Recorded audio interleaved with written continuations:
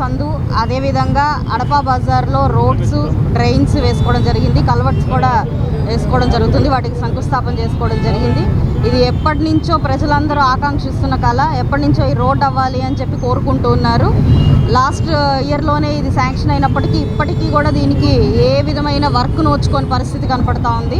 అయితే ఈరోజు మనం రాగానే కూటమి ప్రభుత్వం ఏర్పడగానే ఇలాంటి పెండింగ్ వర్క్స్ అన్నిటి మీద కూడా దృష్టి పెట్టి త్వరితగతిన వీటన్నిటిని పూర్తి చేసే ప్రయత్నం చేస్తున్నాము.